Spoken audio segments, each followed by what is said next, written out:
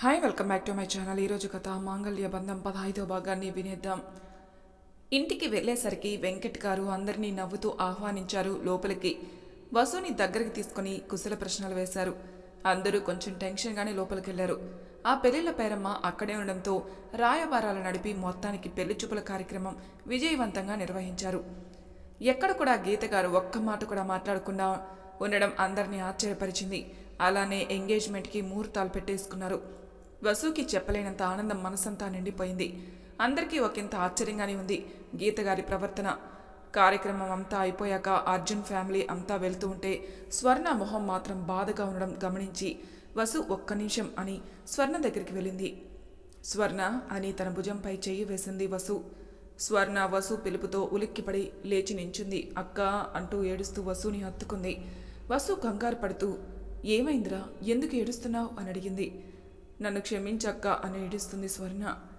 ఏమైందిరా, అసలు ఏం జరిగింది అని నువ్వు ఇంతలా ఏడుస్తున్నావు?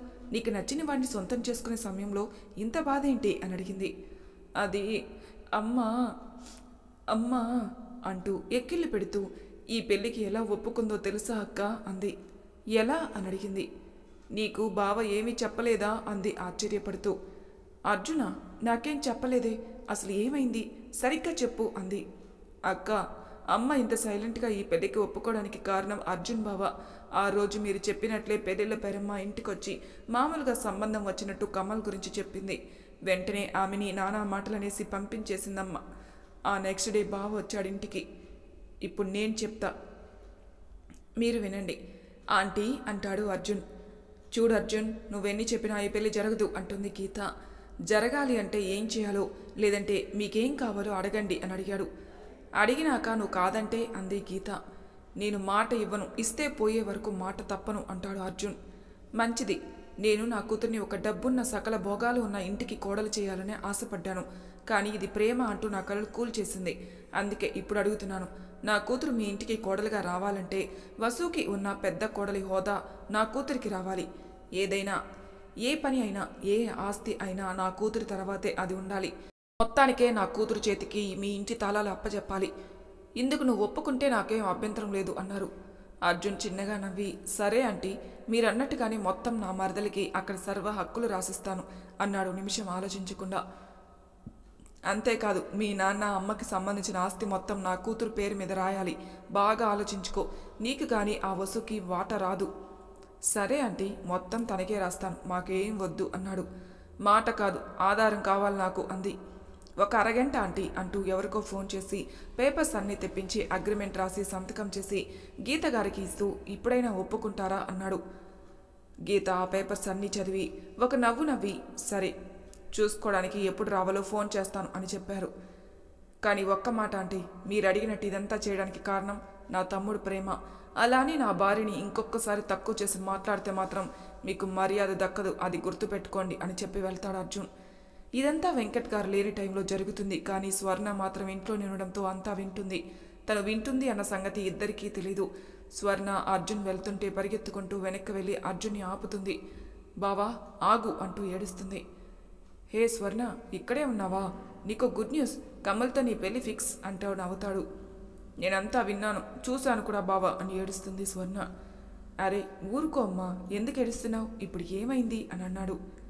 ఇది అన్యాయం, నేను దీనికి ఒప్పుకోను అంటూ ఏడుస్తుంది స్వర్ణ. హే స్వర్ణ, ఏంటిది చిన్నపిల్ల? ఇప్పుడు ఇక్కడ ఏమీ జరగలేదు, నువ్వు ఇలా మాట్లాడకూడదు అన్నాడు కోపంగా. చిన్నప్పటి నుండి అక్కకి సంతోషమే లేదు బావా. ఇప్పుడు ఇవన్నీ నేను లాగేసుకుని ఇంకా అన్యాయం చేయమంటావా చెప్పు అంటూ అర్జున్ షర్టు పట్టుకునింది. అర్జున్ చిన్నగా నవ్వుతూ, మీ అక్కకి నేనున్నాను, సరిపోదా మరదలి పిల్ల? నా చిన్నమ్మని ఏ లోటు రాకుండా ఎలా చూసుకోవాలో నాకు తెలుసు. తను నేను ఇలా చేస్తానంటే చాలా సంతోషిస్తుంది తెలుసా?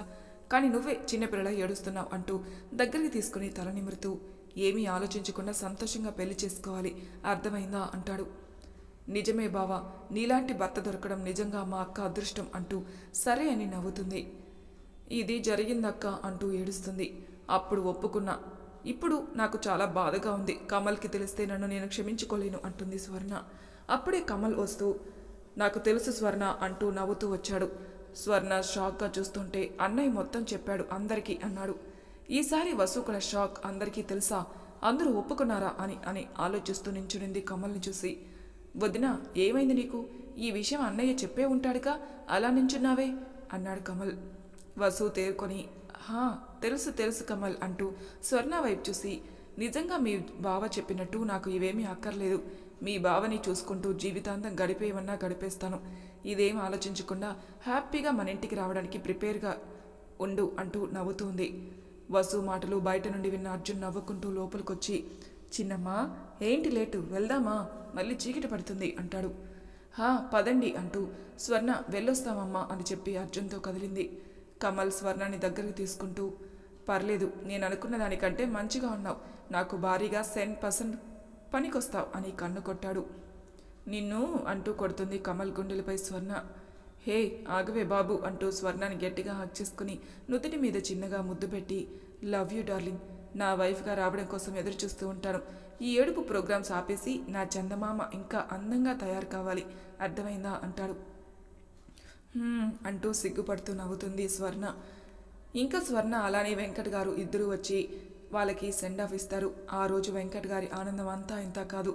గీత గారు మాత్రం ఏదైతే అదైంది, నా కూతురు మాత్రం లక్షాధికారి అవ్వబోతుంది, అది బికారి కాబోతుంది అని సంతోషంలో ఉన్నారు. ఇంటికెళ్ళాక అందరూ ఫ్రెష్ అయి భోజనాలు చేసేసి ఎవరి రూమ్కి వాళ్ళు వెళ్ళిపోయారు. చంటితో జరిగిన విషయం చెప్పడానికి అర్జున్ వెళ్ళాడు. చంటి కూడా హ్యాపీగా ఫీల్ అయ్యాడు. కానీ అర్చనాని బాగా మిస్ అవుతున్నాడు బాబు. మరి అర్చనకి అలా ఎలా ఉందో ఏమో. రూమ్లో ఉన్న వసు మాత్రం అర్చుకి ఫోన్ చేసి ఇక్కడ జరిగిందంతా చెప్పింది. అర్చన కూడా మంచి కుటుంబం దొరికిందని హ్యాపీగా ఫీల్ అయింది. ఇద్దరు కాసేపు మాట్లాడుకొని పెట్టేశాక వసు అర్జున్ కోసం చూస్తూ ఉంది. అర్జున్ రావడమే ఏం మాట్లాడకుండా వాష్రూంలోకి వెళ్ళిపోయాడు. కాస్త ఫ్రెష్ అయ్యి వచ్చి చూసేసరికి వసు నిద్రపోతూ కనిపించింది. అమ్మయ్య నిద్రపోయింది, ఎక్కడ గొడవ చేస్తుందో అని భయపడ్డాను అనుకుంటూ వెళ్ళి సోఫాలో సెటిల్ అవుతాడు. ఎర్లీ మార్నింగ్ ఏవో శబ్దాలు వస్తుంటే చిన్నగా కళ్ళు తెరిచి చూశాడు అర్జున్. అప్పటికే వసు అన్నీ సర్దేసి లగేజ్ ప్యాక్ చేసుకుంటుంది. అర్జున్కి దెబ్బకు నిద్రమత్తు వదిలిపోయింది. చిన్నమ్మ ఎక్కడికి ఇంత పొద్దున్నే అని అడిగాడు. నేను హైదరాబాద్ వెళ్తున్నాను అంటుంది. ఇంత సడన్గానా అన్నాడు. ఆఫీస్ నుండి కాల్స్, అందుకే అంటూ తన లగేజ్ తీసుకుని కిందికి వెళ్ళిపోయింది. నువ్వు ముందే చెప్పుంటే వాడు కూడా వచ్చేవాడు కదరా అంటుంది కాంతం. పర్వాలేదు అత్తయ్య, మార్నింగ్ టైమే కదా, నేను వెళ్తాను. ఆయన్ని 4 రోజులు ఇక్కడే ఉండమని చెప్పాను. మీ ఆరోగ్యం జాగ్రత్త అత్తయ్య, మావయ్య వెళ్ళొస్తాను అంటూ, కమల్ డ్రాప్ చేయవా, మీ అన్నయ్య ఇంకా లేవలేదు అంటుంది నవ్వు నటిస్తూ. పదా వదిన వెళ్దాం అని తన చేతిలో లగేజ్ తీసుకుని వెళ్తాడు కమల్. పైనుండి ఇదంతా చూస్తున్న అర్జున్కి ఏం అర్థం కాలేదు. వసు వెళ్ళిపోవడం మాత్రం తనకి ఏమాత్రం నచ్చలేదు. కానీ ఏమీ చేయలేక మళ్ళీ రూమ్లోకి వెళ్ళి కళ్ళు మూసుకున్నాడు. వసు ట్రైన్ ఎక్కి హైదరాబాద్ చేరుకుంది. అభి కూడా వసు రావడం కోసమే చూస్తూ ఉన్నాడు. హైదరాబాద్ రావడమే అర్చనకి కాల్ చేసింది, వచ్చి ఆఫీస్కి తీసుకెళ్ళమని. అభి కూడా చేసింది, హాఫ్ డే నుండి వస్తానని. అభి ఆనందం అంతా ఇంత కాదు, సరే అంటాడు. వసు ఇంటికెళ్ళి ఫ్రెష్ అయ్యి ఏమీ తినకుండా అర్చన కోసం వెయిట్ చేస్తుంది. అర్చన రావడమే వసు సైలెంట్గా ఉన్న చూసి ఏం కదిలించకుండా ఆఫీస్కి తీసుకెళ్ళింది. వెళ్ళడమే ప్యూన్ వచ్చి అభి పిలుస్తున్నాడు అని చెప్పారు. ఇంకా అభి క్యాబిన్కి వెళ్తుంది Vasu. May I come in sir అంటుంది వసు. హా కమ్ వసు అంటూ నవ్వుతూ, టేక్ యువర్ సీట్ అంటాడు ఒకంత హుషారుగా అభి. వసు చిన్నగా నవ్వుతూ, సారీ సార్, చాలా రోజులు లీవ్ తీసుకున్నాను అంటుంది. ఇట్స్ ఓకే వసు, ఇంతవరకు నువ్వు లీవ్స్ పెట్టిందే లేదు కదా, ఇంతకీ వెళ్ళిన వర్క్ కంప్లీట్ అయిందా అని అడిగాడు. హా మా చెల్లి మ్యారేజ్ సెట్ అయింది సార్ అంటుంది వసు. గుడ్, నన్ను పిలుస్తావు కదా అంటూ నవ్వుతాడు. షూర్ సార్, తప్పకుండా పిలుస్తాను అంటుంది. నేను చాలా మిస్ అయ్యానమ్మా అంటాడు. ఫీల్తో చెప్తాడు ఆ మాట. ఏంటి సార్ అంటుంది. అదే యాజ్ ఎ ఫ్రెండ్గా, అందులో నీకున్నంత టాలెంట్ ఇక్కడ మన వాళ్ళ ఒక్కరికి కూడా లేదు, వాళ్ళతో తలనొప్పి అంటాడు కవర్ చేస్తూ అభి. ఓహో అని, ఓకే సార్ నేను వెళ్తాను అంటూ లేచి వెళ్ళిపోయింది వసు. వెళ్ళు వెళ్ళు, నీ కోసం చాలా వెయిట్ చేశాను, నా బదులు తీర్చుకునే రోజు త్వరలోనే ఉంది అనుకుంటూ నవ్వుకుంటాడు. ఏంటే బాస్ ఏమైనా అన్నాడా అంది అర్చన. లేదే, నార్మల్ మీట్ అంతే. సరే కానీ నీ ఫోన్ స్విచ్ ఆఫ్ అయిందా? అవ్వలేదే, చేశాను నేనే. ఏ సరిపోయింది అనుకుంటూ, అర్జున్ అన్న కాల్స్ మీద కాల్స్, నాకు నీతో మాట్లాడాలంట. అర్జు ఇవాళ నాతో ఉండవే, చాలా రోజులైంది మనం కలిసి అంటుంది ఏమీ విననట్టుగా. అర్చనకి సీన్ అర్థమైంది. సర్లే అని వర్క్లో పడుతుంది. అర్జున్కి మెసేజ్ చేస్తుంది. వసు కోపంగా ఉంది, కూల్ అయ్యాక మాట్లాడిస్తానని. ఆఫీస్ నుండి ఇంటికి రావడమే వసు సోఫాలో వాలిపోయింది నీరసంగా. అర్చనకు అర్థమైంది ఏమీ తినలేదని. ఇంకా కాఫీ ఇచ్చి వంట తనే ప్రిపేర్ చేస్తుంది. ఇద్దరు తిని కాసేపు టీవీ చూసి పడుకోవడానికి రూమ్కి వెళ్తారు. వసు, నీకెందుకే కోపం వచ్చింది అంటుంది అర్జున. కోపమా? నాకా? ఏం మాట్లాడుతున్నావే? మరి అర్జున్తో మాట్లాడమే లేదు కదా, అందుకని అడుగుతున్నాను. అయినా నీ మనసులో ఏముందో నువ్వు చెప్తేనే తెలుస్తుంది. నీకు ఆస్తి ఇచ్చేయడం నచ్చలేదా, లేదంటే నీకు చెప్పలేదని కోపమా అని అడిగింది. అవేమీ కాదులే కానీ నువ్వు పడుకో, నన్ను విసిగించకు. నో, నేను పడుకోను. పడుకున్నా నిద్ర పట్టలేదు. ముందు నువ్వు ఇలా ఉండడానికి కారణం చెప్పి తగలడు అని అరుస్తుంది అర్జున. అచ్చు, ఎందుకే అలా అరుస్తున్నావు అసలు అంటుంది చెవిరుద్దుకుంటూ. మరి ఏం జరిగిందో చెప్పకుండా నీకు నువ్వే బాధపడతా ఉంటే చూస్తూ ఊరుకోవాలా? వసు అప్పటికే కొంచెం నిదానించి, నా జీవితంలో బాధే రాసుందేమో అర్చన, దానికి నువ్వెందుకు కంగారు పడతావు చెప్పు, వదిలే అంది. హలో, ఏంటి వదిలేసేది? అంత లేదు కానీ చెప్పు. ఇప్పుడు గనక నువ్వు చెప్పలేదనుకో అర్జున్కి ఫోన్ చేసి రమ్మంటాను అంటుంది కోపంగా అర్చన. అచ్చు ప్లీజ్ అంటుంది అలసిపోయినట్లు ఫేస్ పెట్టి వసు. వసుని దగ్గరికి తీసుకుని, ఏమైంది మా చెప్పు, నువ్వు అలా బాధగా ఉంటే నేను చూడలేను అసలు, ప్లీజ్ నా బంగారం కదూ అని అడిగింది. అంటూ, నా బాధ ఆస్తి కోసమో లేక నాకు చెప్పలేదనో కాదే, ఎన్ని చేసినా నా మీద ప్రేమ చూపించలేని అర్జున్ కోసమే నా బాధ అంతా. నాకు ఆస్తులు ఐశ్వర్యాలు అక్కర్లేదచ్చు, అర్జున్ ప్రేమ కావాలి. ఆయన ప్రేమ నాకు దక్కనప్పుడు నాకెన్ని ఉంటే ఏంటి లాభం? జీవితాంతం తోడుంటా అని స్వర్ణతో చెప్పాడట. ఎలా ఉంటాడు? స్నేహితుడిగానా లేక నా భర్తగానా? అది చెప్పలేదు చూసావా? అంటే అర్జున్కి తన మనసులో నాకు చోటు ఇచ్చే ఉద్దేశమే లేదు. అలాంటప్పుడు నేను ఇక్కడున్న అర్జున్ పక్కనున్న ఒకటే అర్జు అంటూ ఏడుస్తుంది. అంటే నువ్వు అర్జున్ని ప్రేమిస్తున్నావా అంటూ షాక్ అవుతుంది అర్చన. ఇప్పుడు కాదు, ఎప్పుడైతే అర్జున్ ఇక్కడికి వచ్చాడో అప్పటి నుండే ప్రేమిస్తున్నాను. కానీ అర్జున్ మనసులో ఏముందో తెలియకుండా నేను ఓపెన్ అవ్వలేదు.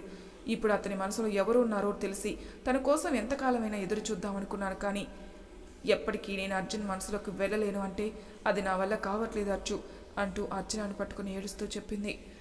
అచ్చు కూడా ఏడుస్తూ, నీ మంచి మనసుకి అంతా మంచి జరుగుతుంది వసు, బాధపడకు, ఇక నిన్ను ఇబ్బంది పెట్టను, నీకు ఇష్టమైనట్టుగా ఉండు అంటూ తల నిమురుతుంది. వసు కోసం అర్జున్తో మాట్లాడాలి అనుకుంటుంది. ఆ నెక్స్ట్ డే వసు స్టార్ట్ అవుతుంటే అర్జున్ కాల్ చేశాడు, కానీ లిఫ్ట్ చేయలేదు. ఇంకా కోపం వచ్చి చంటి దగ్గరికి వెళ్తాడు అర్జున్. ఏంట్రా ఇంత పొద్దున్నే తమరి దర్శనం, మా చెల్లి లేకపోతే ఏమీ తోచట్లేదా నీకు అంటూ నవ్వుతాడు చంటి. అర్జున్ జరిగిందంతా చెప్పి, ఇప్పుడు నేను ఏం తప్పు చేశానని తను అలా వెళ్ళిపోయిందిరా అంటాడు ఆసానంగా. ఇంకేం తప్పు చేయాలరా అంటే, ఆస్తి రాసివ్వడం తప్పంటావా? కాదు, నీకు నిజంగా వసు అర్థమై ఉంటే నువ్వు ఇలా మాట్లాడవరా. వసుకు కావాల్సింది ఆస్తి కాదు, నీ ప్రేమ. చంటి, అన్నీ తెలుసు కూడా నువ్వు ఇలా మాట్లాడుతున్నావేంట్రా అంటాడు కోపంగా. నాకన్నీ తెలుసు, పాపం వసుకేం తెలుసు అని తనకి నీ గురించి ఏమీ చెప్పకుండా, చిన్నమ్మ నువ్వే నా క్రష్, నా లవ్ అని తనని ఏం హక్కు ఉందని అలా ఏడిపించావు. అయినా నీ గురించి ఏమీ తెలియకపోయినా అన్నిటికీ సర్దుకొని బ్రతుకుందే తప్ప నిన్ను ఏ రోజైనా ఒక్క మాటను అనిందరా పిచ్చిదిరా వసు. అందుకే నీకోసం ఎదురు చూస్తుంది. కానీ నువ్వు ఏం చేస్తున్నావు? నిన్ను మోసం చేసి వెళ్ళిపోయిన ఆ మహాతల్లి గురించి ఆలోచిస్తున్నావు. కానీ నీకు రెండో జీవితం ఇచ్చిన నా చెల్లిని మాత్రం దూరం పెడుతున్నావు. ఎవరి సహనానికైనా ఒక లిమిట్ ఉంటుందిరా. నువ్వు చేసిన ప్రతి దాన్ని భరిస్తూ ఉన్నా నీ ప్రేమ తనకి దక్కదని అర్థమైందేమో. ఆ పిచ్చి తల్లికి ఉండలేక వెళ్ళిపోయింది. ఇంకేం చేయాలనుకుంటున్నావురా చంటి అన్నాడు అర్జున్. అసలు నన్ను కాదు, పోయి నీ అంతరాత్మని నువ్వే ప్రశ్నించుకోరా, నీకే సమాధానం దొరుకుతుంది. కానీ ప్లీజ్, నీకు ఒకవేళ నా చెల్లిని ప్రేమతో దగ్గరికి తీసుకునే ఆలోచన లేకపోతే దయచేసి తనకి డివోర్స్ ఇచ్చేయరా అంటాడు కోపంగా. ఆ మాటలకి బాధతో పాటు కోపం వస్తుంటే అక్కడి నుండి విసురుగా తన రూమ్లోకి వెళ్ళి గడియ పెట్టుకున్నాడు అర్జున్. కళ్ళ వెంబడి నీళ్లు ధారాపాతంగా కురుస్తూ ఉంటే తన గతంలోకి వెళ్ళిపోయాడు. తన ఎలా ఉండేది, ఎలా అయ్యాడో ఒకసారి గుర్తు చేసుకుంటున్నాడు. అర్జున్ తన గతంలోకి వెళ్తాడు. అర్జున్కి ఇంజనీరింగ్ సీట్ కన్ఫర్మ్ అయింది గీతం యూనివర్సిటీలో. ఇంకో 10 డేస్లో ప్రయాణం అనగా ఇల్లంతా ఒకసారి చూసి పైన మిగిలిపోయిన పనులన్నీ ఇంటర్ సెకండ్ ఇయర్ చదువుతున్న తమ్ముడికి అప్పచెప్తాడు. ఇంట్లో ఇంకా పని కోసం మనీ గురించి ఆలోచిస్తూ ఉంటాడు. కాంతం గారు అర్జున్ని కూర్చోబెట్టుకుని తలను మర్దన చేస్తూ, అర్జున్ బాబు అంటుంది. చెప్పమ్మా. చిన్న వయసైనా మన కోసం చాలానే చేశావు. ఇల్లు కట్టించావు, పొలం కొన్నావు. పోయింది అనుకున్న మన ఆస్తి మొత్తం నీ వల్లే మళ్ళీ తిరిగి వచ్చింది. అంతా బాగుంది, చాలా సంతోషం కూడా. కానీ అంటూ ఆగిపోయారు. అడుగమ్మా, ఆగిపోయావేం? పోనీ నీ అనుమానం ఏంటో నేను చెప్పనా అంటూ నవ్వుతూ వాళ్ళ అమ్మను చూస్తాడు. నా కొడుకు తప్పు చేయడ్రా, కానీ ఏదో చిన్న ఆశ తెలుసుకోవాలని అంతే అని నవ్వుతారు. సరే అమ్మా, చెప్తా విను. ఇది నేను తప్పు చేయట్లేదని మన ఇరుగు పొరుగు వాళ్ళకి నువ్వు నమ్మకంగా చెప్పడానికైనా చెప్తాను అంటూ, మరి వార్తల్లో లాస్ట్లో నిఫ్టీ అని సెన్సెక్స్ అని చెప్తారు కదమ్మా, అవంటే నాకు బాగా ఇంట్రెస్ట్. తెలిసిన వాళ్ళ దగ్గర కొన్ని టిప్స్ నేర్చుకుని దేవుడు నాకు ఇచ్చిన జ్ఞానంతో షేర్స్ కొంటాను, అలానే వాటిని లాభాలకి అమ్ముతాను. దేవుడి దయ వల్ల నాకు ఇందులో మంచి లాభాలు వచ్చాయమ్మా, వాటితోనే నేను ఇవన్నీ చేయగలిగాను అంటాడు ఆవిడికి అర్థమయ్యేలా చిన్నగా చెప్తూ. ఓహో అవునా, నా బంగారు కొండ, ఉండు, నీ తెలివికి నేనే ఆశ్చర్యపోయానంటే మన ఊర్లో నీ గురించి తెలిస్తే దిష్టి తగులుతుంది అంటూ లేచి గబగబా దిష్టి తీస్తారు కాంతం. అమ్మా ఏంటి పని ఇంకా అవ్వలేదు కదా, బయట మాత్రమే పూర్తయింది, నేను అక్కడికి వెళ్ళాక కూడా మనీ పంపిస్తాను, ఏంటి లోపల చక్కగా చేద్దాం సరేనా? నీ ఇష్టం నాన్న అంటూ, ఇంతకీ మీ రాధత్త దగ్గరికి ఎప్పుడైనా వెళ్తావా అంటుంది కాంతం. చిన్నమ్మ అని మనసులో అనుకుని చూస్తానమ్మా అని నవ్వుతాడు. కాంతం గారు కూడా నవ్వుకుంటూ లోపలికి వెళ్తారు. అర్జున్ చంటి దగ్గరికి వెళ్తాడు. కాసేపు వాళ్ళ మాటల్లో కూడా చిన్నమ్మని కలవాలిరా అంటాడు అర్జున్. వీలు చూసుకుని వెళ్దాంరా అంటాడు చంటి. అలా 10 రోజులు ఇంటి పని పొలం పని అని తనకి కావాల్సిన వాటి కోసం సిటీకి వెళ్ళాలని టైం ఊరికే తిరిగి ఆఖరికి అర్జున్ వెళ్లాల్సిన రోజు రానే వచ్చింది. అరే మామా, అటు చేసి ఇటు చేసి చిన్నమ్మ దగ్గరికి వెళ్ళలేదు కదరా అంటాడు బాధపడుతూ అర్జున్. నీ పనిలో నువ్వు ఉన్నావని నేను వెళ్ళానులే మామ, కానీ తను అక్కడ లేదంట, పై చదువులకని వేరే ఊరు వెళ్ళిందంట అంటాడు. అవునా, ఏ ఊరు వెళ్ళిందంట, ఫోన్ నెంబర్ ఏమైనా ఉందా, ఏం చదువుతుందంట అంటాడు ఆత్రంగా. ఒరే ఆగరా బాబు, నేను అడిగింది వాళ్ళ ఇంటికి వెళ్ళి కాదురా, ఆ ఊర్లో తెలిసిన ఫ్రెండ్ ఉంటే వాడిని అడిగా. అవునా అని నీరు గారిపోతూ మళ్ళీ తనే ఉత్సాహంగా, తన ఫోటో ఏమైనా ఉందేమో అడగలేకపోయావా అంటాడు ఆశగా. ఆ అమ్మాయి దించిన తల ఎత్తదంటరా బాబు, ఫోటో దాకా కాదు, తన ఫేస్ కూడా ఎవరు చూసుండరంట, అసలు అక్కడ ఉండడమే తక్కువ అంటరా అంటాడు. అని బాధపడతాడు అర్జున్. బాధపడకు మామ, ఒకవేళ ఆ అమ్మాయి మీ కాలేజీకే వస్తే అంటాడు అర్జున్ మూడు మార్చాలని. తను ఎలా ఉంటుందో కూడా తెలియదు కదరా అంటాడు అర్జున్. మీరు కలవాలని రాసి ఉంటే ఎలా అయినా కలుస్తారా, ఏమో ఆ అమ్మాయే వచ్చి నీకు ప్రపోజ్ చేయొచ్చేమో, ఏదైనా జరగచ్చు, కాబట్టి నవ్వుతూ వెళ్ళిరా బావా అంటాడు హాక్ చేసుకుంటూ. సరే అని. ఒరేయ్, మా అమ్మ వాళ్ళని ఒక కంట కనిపెడుతూ ఉండరా, నీ కోళ్ళ వ్యాపారం జాగ్రత్తగా చూసుకో అని చెప్పి బస్సు ఎక్కుతాడు సిటీ వెళ్ళడానికి. అక్కడి నుండి నేరుగా ట్రైన్లో వైజాగ్ వెళ్ళి కాలేజీలో జాయిన్ అవుతాడు. కాలేజీలోని హాస్టల్లో కూడా. సో మన అర్జున్ బిందాస్గా కాలేజీ లైఫ్ ఎంజాయ్ చేస్తూ ఉంటాడు. అర్జున్కి ఫ్రెండ్స్ ఎక్కువే, గర్ల్స్ అండ్ బాయ్స్ ఇద్దరూ ఉంటారు అందులో. అర్జున్ తన ఫ్రెండ్స్తో కొందరు కష్టపడి కాలేజ్ ఫీజు కట్టడం గమనించి వాళ్ళ చేత షేర్స్ కొనిపించి వాళ్ళకి లైఫ్ ఇస్తాడు. అందరికీ అర్జున్ అంటే పిచ్చి ఇష్టం అన్నమాట. గర్ల్స్కి హెల్ప్ చేస్తాడు. సో వాళ్ళ బ్రాంచ్లో ఫుల్ ఫాలోయింగ్ ఉంటుంది బాబుకి. తన ఫస్ట్ ఇయర్ అంతా ఫన్ అండ్ ఫ్రెండ్షిప్తో హ్యాపీగా గడిచిపోతుంది. హాలిడేస్లో కూడా ఇంటికి వెళ్లకుండా పార్ట్ టైం జాబ్ చేస్తూ తన ఫ్రెండ్స్ రూమ్లో ఉన్నాడు. చాలా కష్టపడేవాడు తన ఇంటి కోసం. పగలంతా పని, రాత్రైతే చాలు చిన్నమ్మ నువ్వెలా ఉంటావు, నీకు బారు జడ ఉంటుందా, నిజంగా నా కోసం వస్తావా అని ప్రశ్నించుకుంటూ నిద్రలోకి వెళ్ళేవాడు. అలా హాలిడేస్ కూడా అయిపోయి మళ్ళీ కాలేజ్ స్టార్ట్ అయింది. జూనియర్స్ అందరూ బోల్డ్ అని ఆశలతో కాలేజీలో అడుగు పెడితే చాలామంది సీనియర్స్ ర్యాగింగ్ అంటూ భయపెడుతూ ఉంటారు. అది కామని అనుకోండి, కానీ ఇక్కడ మాత్రం ఒక అమ్మాయి ఆ ర్యాగింగ్ తప్పించుకోవడానికి ఎవరికీ కనపడకుండా వెనక నుండి వెళ్తూ సీనియర్స్ క్లాస్లోకి వెళ్ళి అడ్డంగా బుక్ అయిపోతుంది. రామ్మ జూనియర్ బిడ్డ, వెతుక్కుండూనే దొరికేశావే అంటాడు సీనియర్. ఆ జూనియర్ భయంగా, సార్ ప్లీజ్ సార్, నాకు ఈ ర్యాగింగ్ అంటే చాలా భయం సార్, నన్ను వెళ్ళనివ్వండి అంటుంది. ఓయ్ హలో పాప, నిన్ను ఇక్కడ ఎవరు ఏమీ చేయరు, జస్ట్ నీ ఇంట్రో చెప్పేసి ఇక్కడ నుండి దొబ్బై అంటాడు. అర్జున్ వాళ్ళకి సైగ చేయడంతో సీనియర్ నెంబర్ 2.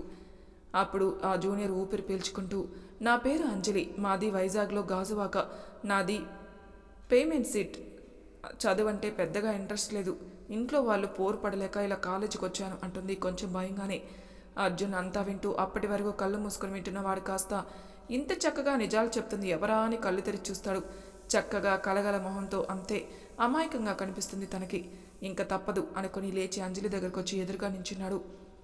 అప్పటి వరకు భయంగా చూస్తుందల్లా అర్జున్ని ఫ్లాట్ అయిపోయింది చూసి, అలానే కళ్ళు ఆర్పకుండా చూస్తూ ఉంటుంది. అర్జున్ అంజలి మొహం మీద చిటిక వేసి, చూడు పాప, ఈ నిజాలేదో మీ ఇంట్లో చెప్పుంటే హ్యాపీగా నీకేదో ఇష్టమో అందులో జాయిన్ చేస్తారు కదా, 4 years అంటే చాలా లాంగ్ టైం, నీ టైం వేస్ట్ చేసుకోకు, ఇంట్లో చెప్పుపో అంటాడు. అలాగే సార్, థ్యాంక్స్ అండి, నన్ను ఏడిపించకుండా వదిలేస్తున్నందుకు అంటుంది నవ్వుతూ అంజలి. చూడు పాప, ర్యాగింగ్ అంటే సినిమాల్లో చూపెట్టినట్టు అన్ని చోట్ల ఉండదు, నువ్వేదో మా ప్రైవసీని డిస్టర్బ్ చేసావని మా వాళ్ళు నీ బయో అడిగారంతే, ఇంకెళ్ళు అంటాడు అంజు మొహం కూడా చూడకుండా. ఏమి యాటిట్యూడ్ రా బాబు అనుకుంటూ క్లాస్కి వెళ్ళిపోతుంది అంజలి. అరే ఎందుకు రాను, ఎవరిని ర్యాగింగ్ చేయు, మమ్మల్ని చేయనివు అంటూ ఏడుస్తాడు సంతోష్. ఒరేయ్ ఊరికే ఆ యాక్షన్ చేయగిరా, అవన్నీ పనిలేని వాళ్ళు చేసుకునేవి, అర్థమైందా? కానీ మన షేర్స్ తీయమ్మా, చాలా పనిందిరా మనకి అంటూ నవ్వుతాడు. బావా చాలా థ్యాంక్స్ రా, నువ్వు అనేవాడివి మాకు దొరక్కపోతే ఫస్ట్ ఇయరే కాలేజీలో నుండి వెళ్ళిపోయే వాళ్ళం రా అంటాడు ఎమోషనల్ అవుతూ సంతోష్. రే మామ చిల్ రా, పదండి క్యాంటీన్ పోదాం అంటాడు టాపిక్ డైవర్ట్ చేస్తూ అర్జున్.